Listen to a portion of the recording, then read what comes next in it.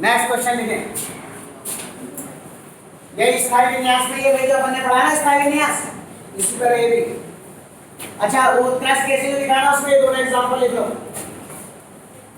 ये दोनों लिख लो, नियोन आर्गन, जो आंसर लिखा ना इसमें लिख लो नियोन आर्गन। इसे पूछ ले नियोन का आईपी अधिक होता है, इसका आईपी अधिक होता है।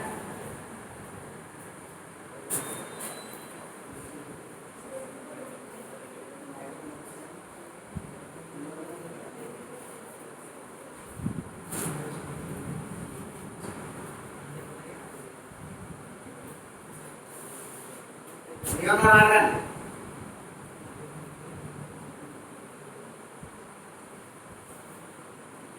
इंडिया स्थायी विन्यास आज लिखते हैं आईपी अधिक।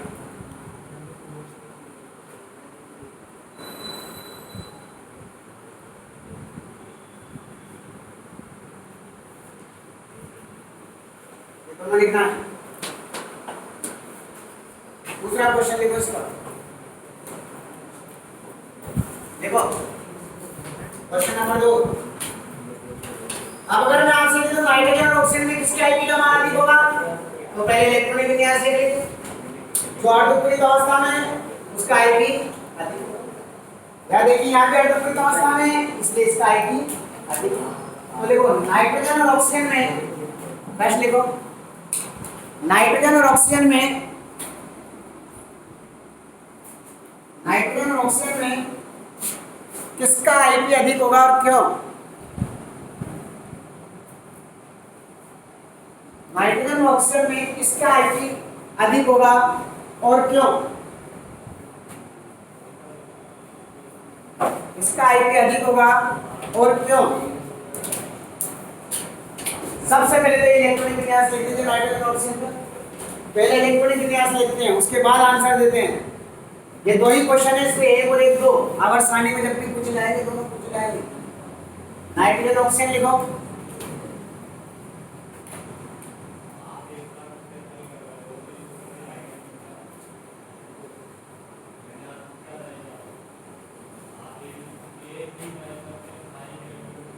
विन्यास कितनी है यहाँ लिख कर आपको विन्यास राइट करिए।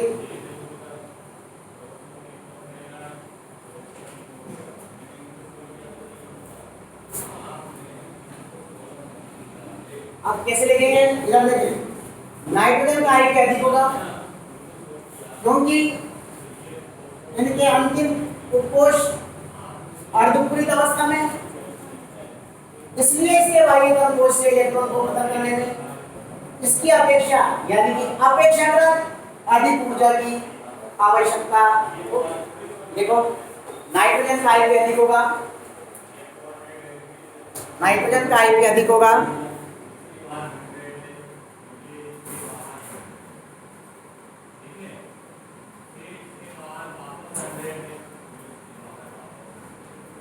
क्योंकि अर्धपूरित विन्यास के कारण, क्योंकि अर्धपूरित विन्यास के कारण इसके बाह्यतम कोश से,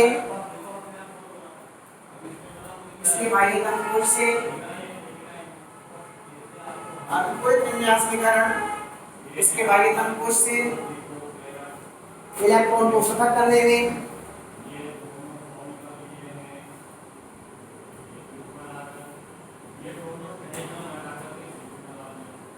अपेक्षाकृत अधिक ऊर्जा की आवश्यकता होगी।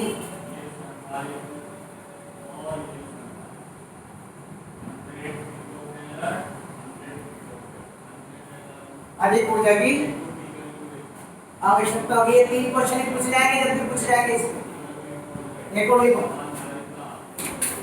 तीसरा क्वेश्चन, फास्फोरस सल्फर में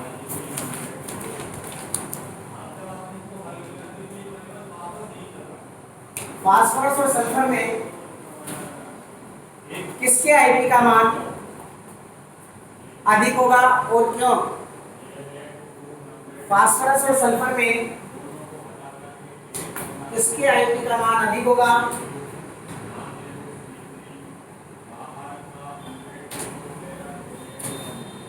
और क्यों? क्या जवाब दोगे, किसका ज्यादा होगा? अरे मुझसे बोले जल्दी, किसके कारण? पहले तो इलेक्ट्रॉनिक विन्यास देख लो दोनों के इलेक्ट्रॉनिक विन्यास लिख लो।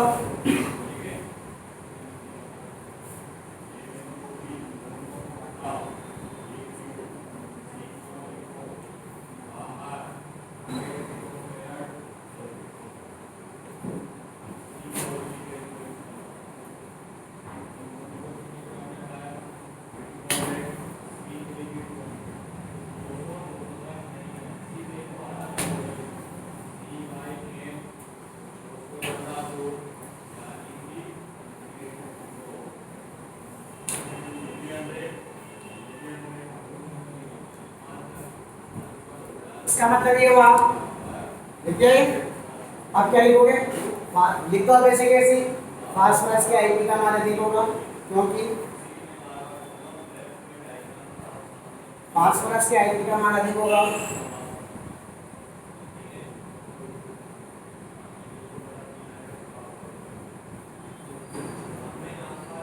क्योंकि अर्धपूरित विन्यास के कारण, अर्धपूरित विन्यास के कारण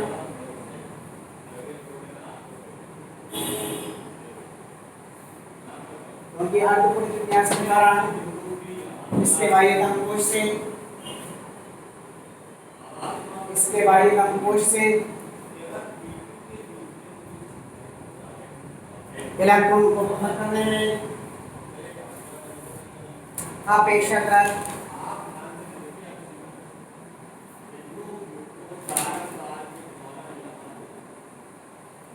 अधिक ऊर्जा की आवश्यकता होगी।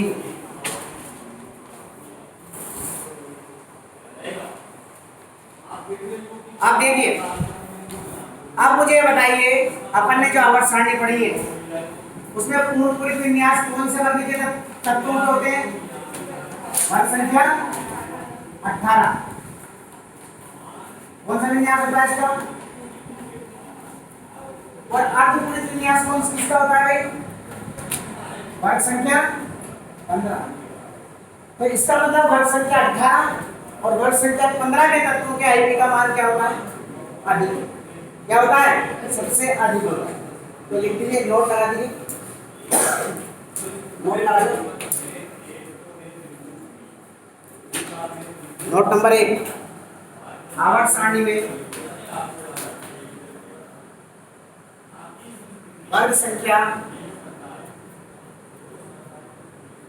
18 के तत्वों के आयनन विभव पूर्ण पूरित विन्यास के कारण अधिकतम होते हैं। पूर्ण पूरित विन्यास के कारण कैसे होते हैं भाई? अधिकतम होते हैं। जितने भी एलिमेंट रखे ना अपन उसमें, हीलियम, नियोन, आर्गन, इलेक्ट्रॉन और ज़ीनोन, सबके आईपी क्या होंगे? अधिक। किसके कारण होंगे? पूर्ण पूरित विन्यास के कारण। और वर्ग संख्या 15 में अर्धपूरित है, तो लिखो सेकंड नोट लगाओ। नोट नंबर 2, वर्ग संख्या 15 के तत्वों के आईपी भी अर्धपूरित विन्यास के कारण, अर्धपूरित विन्यास के कारण अधिक होते हैं।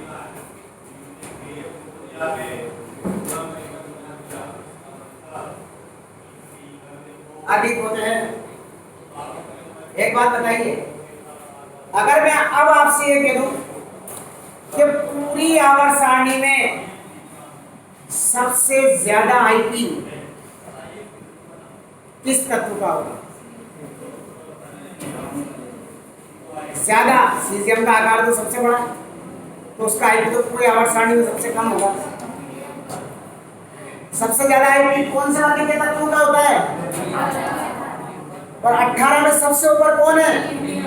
तो आईपी किसका ज्यादा होगा? और सबसे कम किसका होगा?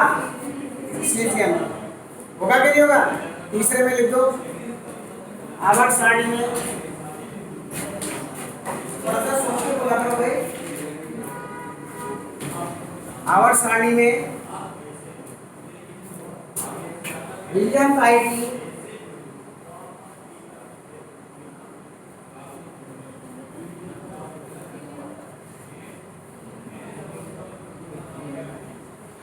आईपी सबसे अधिक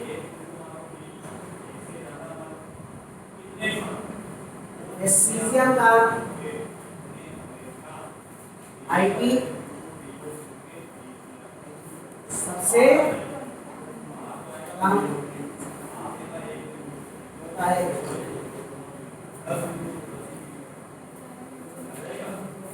ये किसके बारे में पढ़ा बोले भाई? तो आपके दिमाग में ये आ जाना चाहिए कि वे तत्व जो पूर्ण पूरित अवस्था में होते हैं उनके आईपी के मान अधिकतम होते हैं, क्योंकि पूर्ण पूरित अवस्था से बाह्यतम कोश से इलेक्ट्रॉन को पृथक करने में बहुत अधिक ऊर्जा की आवश्यकता होती है। या वे तत्व जो अर्धपूरित अवस्था में होते हैं जिनके बाह्यतम कोश का विन्यास P3, D5 या F7 हो, तो उन तत्वों के आईपी के मान भी अधिक होते हैं, क्योंकि इस अवस्था में भी बाह्यतम कोश के इलेक्ट्रॉनों पर नाभिक का आकर्षण अधिकतम होता है। इसलिए इनके बाह्यतम कोश से भी इलेक्ट्रॉन को पृथक करने में अधिक ऊर्जा की आवश्यकता होती है, इसलिए इनके आईपी के मान भी क्या होंगे भाई? अधिक होंगे। ये बात सबके समझ में आ गई? तो तीसरा चौथा कारक कौन सा पढ़ा हमने? पांचवा लिखो कक्षकों का भेदन प्रभाव। पांचवा कारक लिखिए कक्षकों का भेदन प्रभाव।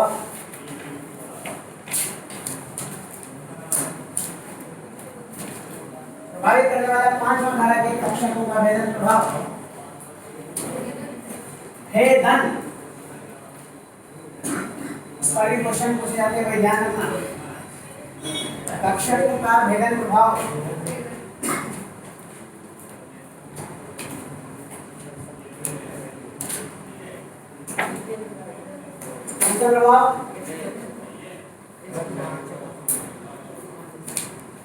ये भेदन प्रभाव क्या है? पहले तो इसको समझ लेते। ये क्या है भाई? नाभिक, ये पहला कोश, ये दूसरा, ये तीसरा, और ये एक कोश वाले से बना है। दूसरा किससे मिलकर बना है भाई? 2s और तीसरा बोलो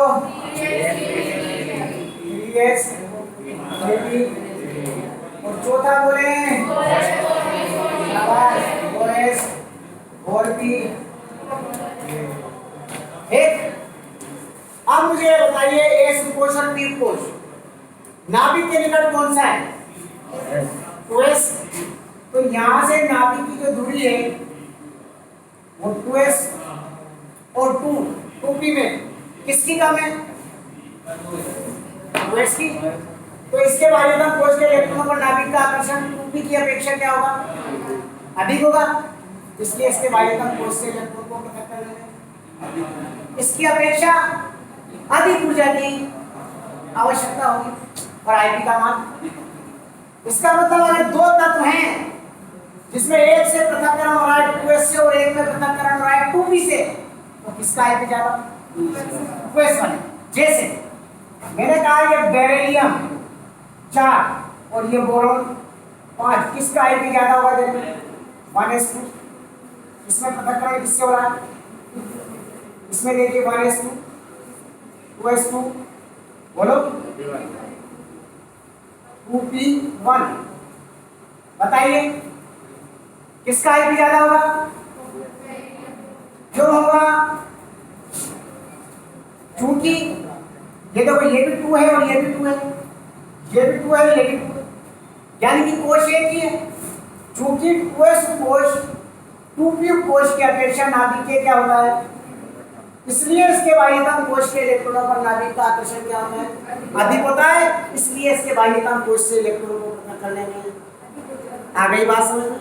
तो कक्षकों का भेदन प्रभाव कहता है कि एक ही कोश के, देखो एस, यहाँ देखो एस पी डी, एक ही कोश के एस पी डी और एफ कोशों में ये सुकोष नाभिक के अधिक निकट होते हैं, इसलिए इसके बाह्यतम कोश से इलेक्ट्रॉन को पृथक करने में अपेक्षाकृत अधिक ऊर्जा, अपेक्षाकृत यानी कि पी डी और एफ की अपेक्षा अधिक ऊर्जा की आवश्यकता होती है, इसलिए इनके आईपी का मान भी क्या होता है। देखो कक्षकों का वैधन प्रभाव देखो, एक ही कोश के एस पी डी व एफ कोशों में, एक ही कोश के एस पी डी व एफ उपकोशों में एस उपकोश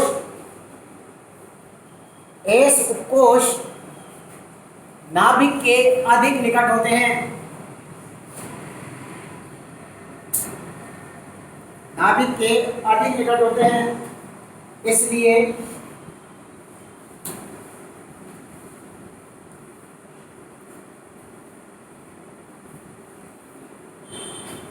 इसके बाह्यतम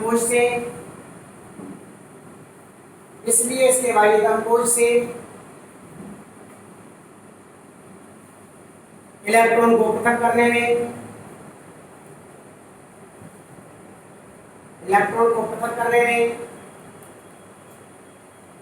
अपेक्षाकृत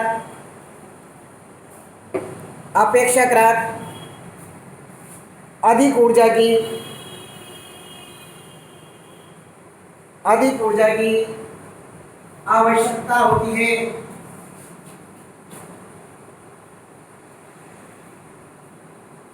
इसलिए आईपी का मान अधिक होता है,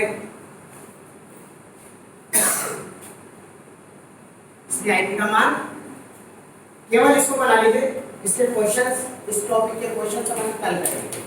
ये बना लीजिए केवल, ये भी मत लिखिए, ये बना लीजिए केवल, ताकि अपन इसके क्वेश्चंस कल करेंगे।